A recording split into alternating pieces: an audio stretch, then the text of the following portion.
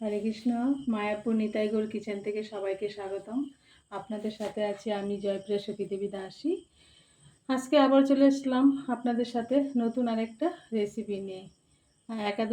একাদশী তিথিতে আজকে আমি একটা একাদশী রেসিপি শেয়ার করব আপনাদের সাথে। তাহলে চলুন দেখে নিই কীভাবে একাদশী সেই রেসিপিটা করব। প্রথমে আমি এখানে ক্যাপসিকাম নিয়েছি এরকম ডুমো ডুমো করে বানিয়ে, আর টমেটো নিয়েছি, এখানে একটু আদা কুচি, একটু লঙ্কা কুচি। আমি আজকে বানাবো কেপসি আলুর একটা ফ্রাই। কেপসি আলু ফ্রাই করার জন্য আমার আলু লাগছে। এই যে দেখুন, আলুগুলি আমি একটু ডুমো ডুমো করে বানিয়ে নিয়েছি, নিয়ে একটু হাফ সিদ্ধ করে নিয়েছি। এই যে হাফ সিদ্ধ করে নিয়েছি। এখন আমি এখানে একটা কড়াই বসিয়ে দিয়েছি, একটা ফ্রাই প্যান বসিয়ে দিয়েছি। এখানে আমি যেহেতু একাদশী তার জন্য আমি সানফ্লাওয়ার তেল দিয়ে দিচ্ছি 2 চামচের মতো। তেলটাকে ভালো করে গরম করে নিচ্ছি, কারণ তেলটা যদি ভালো গরম না হয় তাহলে লেগে যেতে পারে। তার জন্য তেলটা আমি একটু ভালো করে গরম করে নিচ্ছি। তেলটা গরম হয়ে গেছে। এখন প্রথমে আমি আলুগুলিকে দিয়ে দিচ্ছি। আলুগুলি দিয়ে দিলাম। এখন আমি একাদশী সন্দক লবণ স্বাদ মতো দিয়ে দিচ্ছি আলুর মধ্যে। আর সিদ্ধর মধ্যে আমি একটু আলুর মধ্যে একটু লবণ দিয়েছিলাম, এটা চাইলে আপনারা দিতেও পারেন, কিন্তু সিদ্ধর মধ্যে একটু আলুটা লবণ দিলে কি হয়, আলুটার ভিতরে একটু নুন ঢুকে খেতে ভালো লাগে। এই যে একটু আমি হালকা আজে ভেজে নিচ্ছি আলুটাকে যতটুকু সম্ভব। এই যে আমি একটু উল্টে পাল্টে একটু হালকা করে ভেজে নিচ্ছি। সিদ্ধ করা আলু তো, তার জন্য একটু একটু হয়ে যাচ্ছে, তবু অসুবিধা নেই।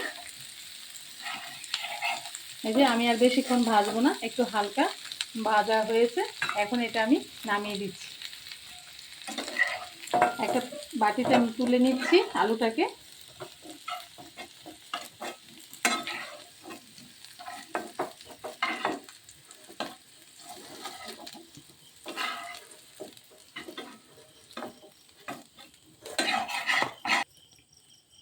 এখানে আমি আরেক চামচ তেল দিয়ে দিচ্ছি।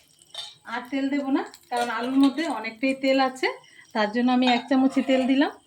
এখন আমি প্রথমে এখানে এই যে আদা কুচিটা দিয়েছিলাম, আদা কুচিটা দিয়ে দিচ্ছি, আর এখানে কাঁচা লঙ্কা কুচিটাও দিয়ে দিচ্ছি।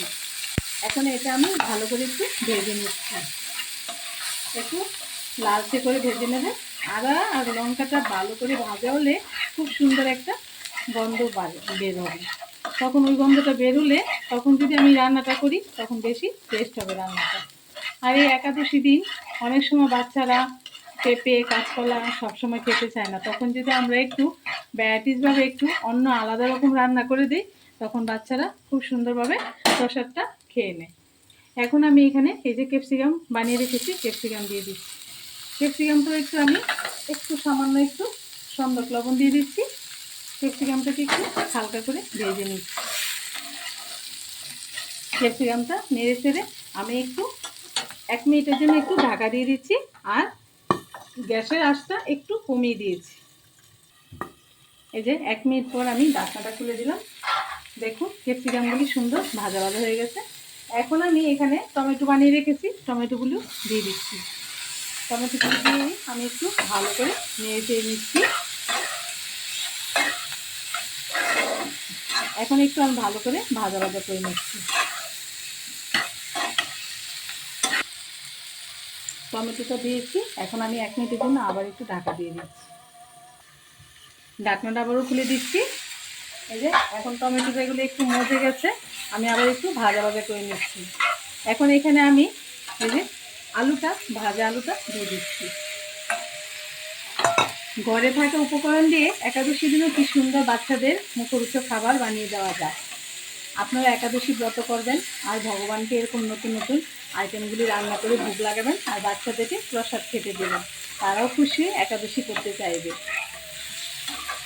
আমি ভাজা ভাজা করে নিচ্ছি আলু আর ক্যাপসিকাম আর টমেটো। এখন এখানে আমি একটু গোলমরিচ গুঁড়ো করে নিয়েছি, যেহেতু আজকে একাদশী আমি বেশি কিছু দেবো না, একটু জাস্ট গোলমরিচ গুঁড়োটা দিয়ে দিচ্ছি। দিয়ে আমি আবারও একটু নেড়ে চেড়ে দিচ্ছি, গোলমরিচটা মিশিয়ে নিচ্ছি সব সবজির মধ্যে যাতে করে গোলমরিচটা মিশে যায়। একটু আমি গ্যাসের আঁচটা কমিয়ে দিলাম। এই যে ভালো করে মিশিয়ে নিচ্ছি, একটু ভাজা ভাজাও করে নিচ্ছি। এখন আমি, কারণ লবণ দিয়েছি আমি, আরেকটু লবণ লাগবে, আমি আরেকটু টমেটো দিয়েছি, এর জন্য আরেকটু লবণও দিয়ে দিচ্ছি। আর এখানে স্বাদ মতো একটু চিনি দিয়ে দিচ্ছি। সেটা অল্প পরিমাণ দিতে পারেন, একটু যারা মিষ্টি মিষ্টি পছন্দ করেন তাও দিতে পারেন। এখন আমি ভালোভাবে মিশিয়ে নিচ্ছি আর একটু ভাজা ভাজা করে নিচ্ছি। একটু কম আছে, আস্তে আস্তে করে একটু ভাজা ভাজা করে নিলেই আমার কেপসি আলু ফ্রাইটা হয়ে যাবে। কত সুন্দর! এই যে ক্যাপসিকামটা কত উপকার বাচ্চাদের জন্য। এই আলু দিয়ে ক্যাপসিকাম দিয়ে এটা দিয়ে একাদশী দিন খেতে পারে।